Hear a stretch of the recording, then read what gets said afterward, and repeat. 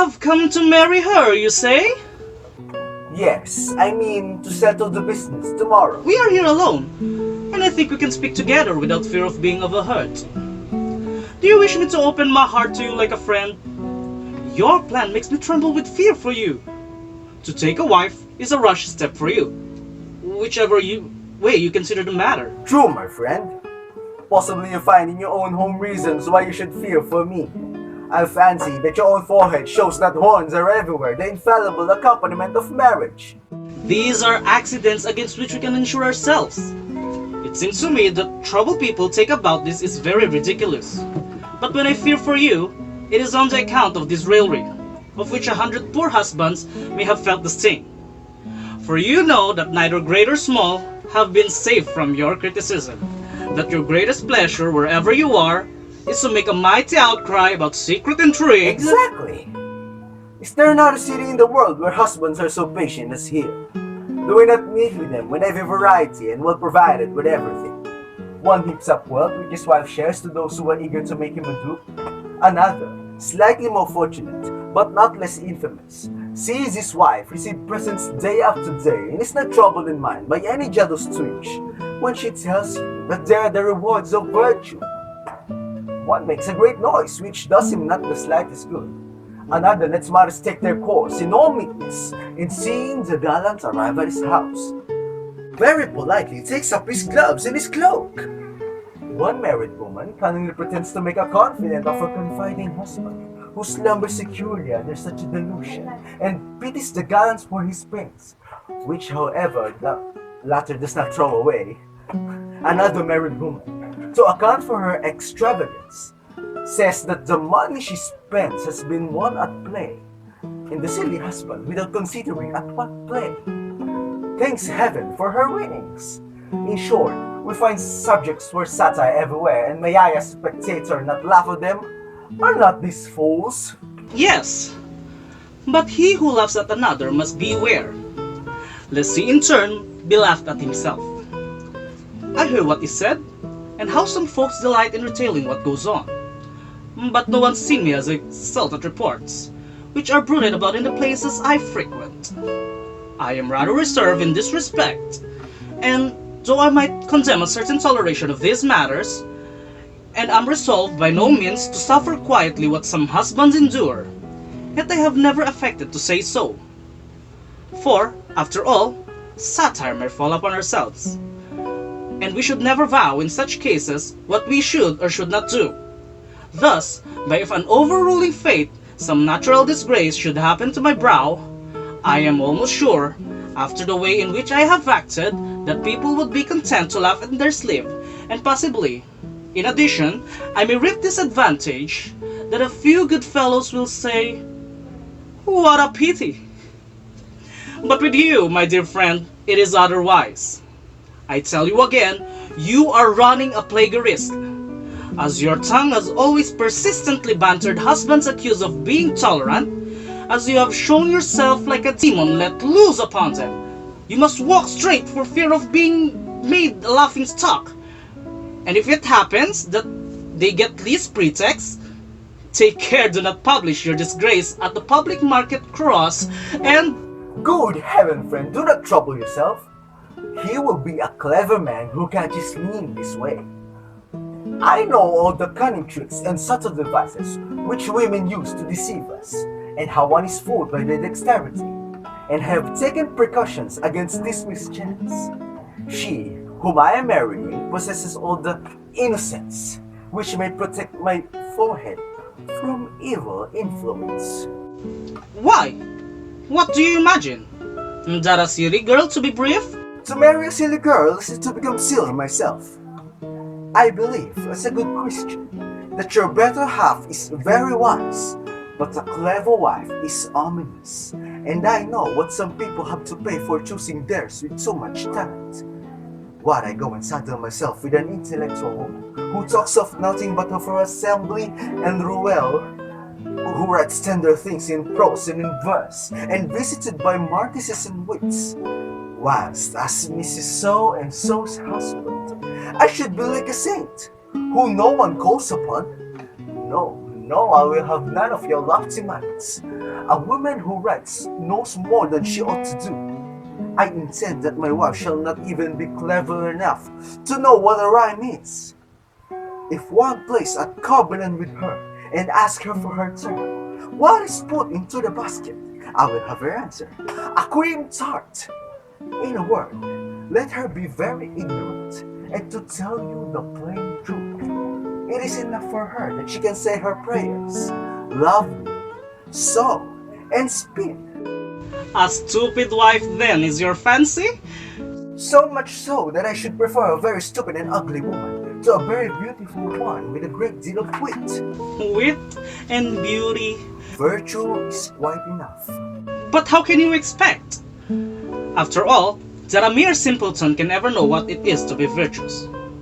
Besides, to my mind, it must be very wearisome for a man to have a stupid creature perpetually with him. Do you think you act rightly? And that, by reliance on your plan, a man's brow is saved from danger? A woman of sense may fail in her duty, but she must at least do so knowingly. A stupid woman may at any time fail in hers without desiring or thinking of it. To this fine argument, this deep discourse, I replied as Pantagruel did to Panurge. Urge me to marry any other woman than a stupid one. Preach and lecture till wits are tired. You shall be amazed to find when you have done that you have not persuaded me in the very slightest. I don't want to say another word. Every man has his own way. With my wife, as in everything, I mean to follow my fashion. I think I am rich enough to take a partner who shall walk to me, and whose humble station and complete dependence cannot reproach me, either with her poverty or her birth.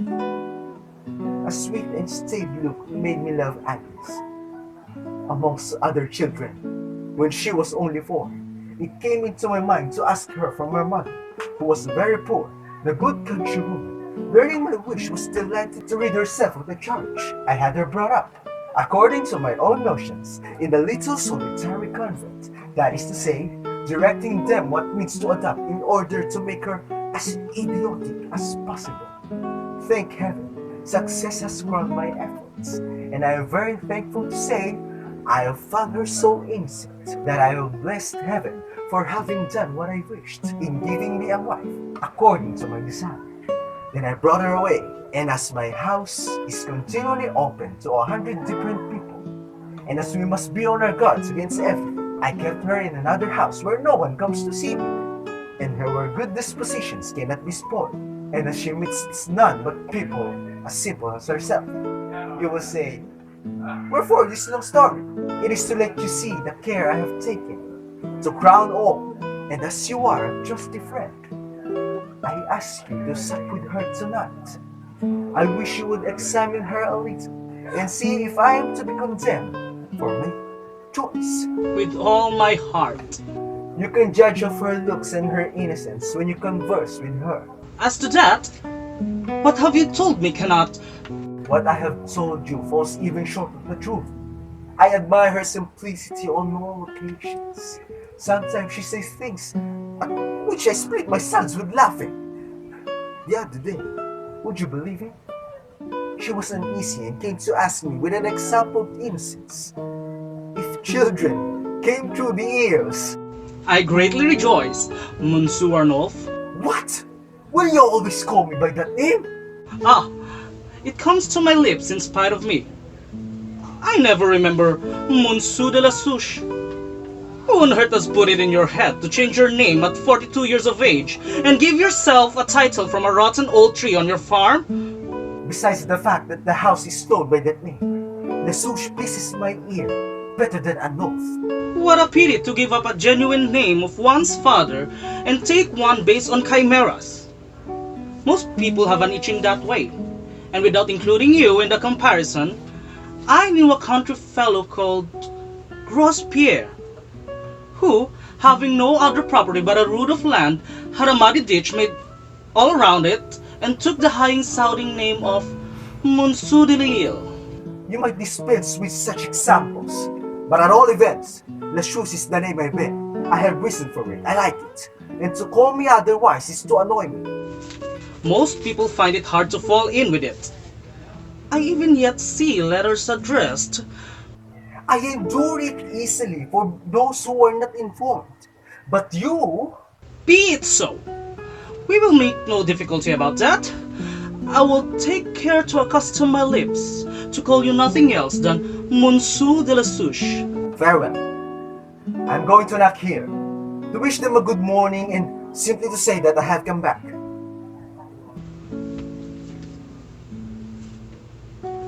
Upon my word, I think he is a perfect fool.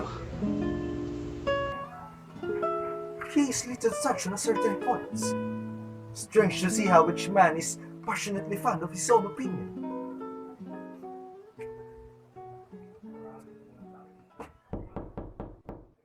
Hello?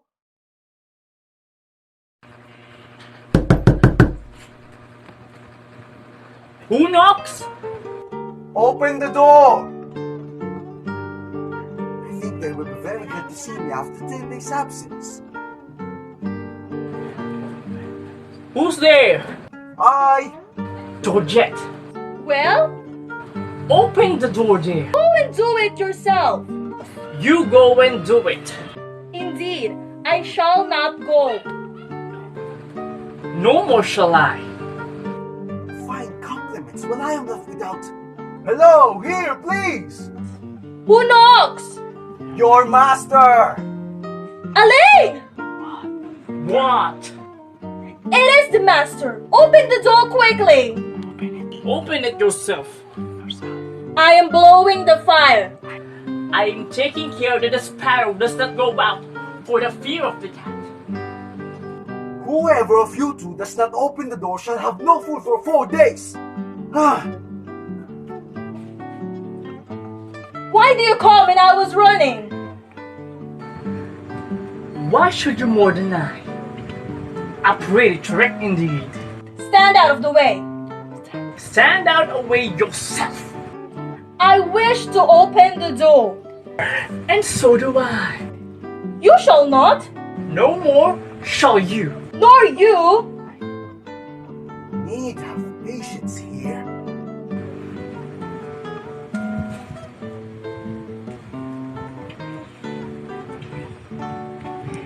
There it is. It is I, Master.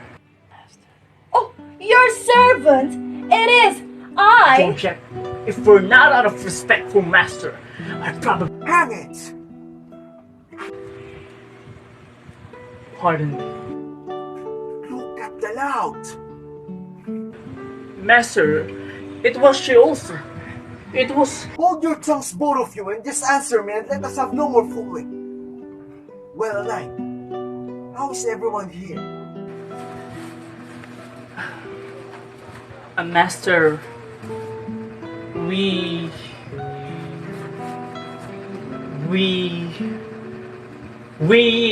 thank heaven.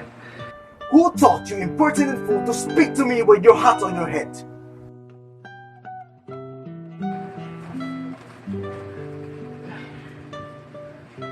You're right. I am wrong. Ask Agnes to come down.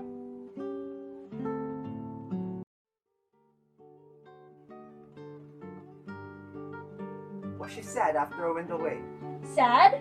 No. No? Yes. Yes. Why then?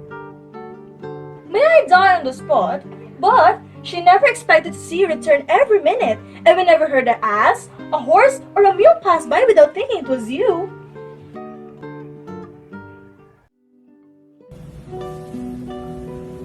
Work in hand. That is a good sign. Well, Agnes, I have returned. Are you glad of it? Yes, sir. Heaven be thanked. I too am glad to see you again. You have always been well. I see you have. Except for the fleas, which troubled me in the night. Ah, you shall soon have someone to drive them away. I shall be pleased with that. I can easily imagine it. What are you doing there? I am making myself some caps. Your nightshirts and cups are finished. That is alright. We'll go upstairs. Do not tire yourself. I will soon return and talk to you of important matters.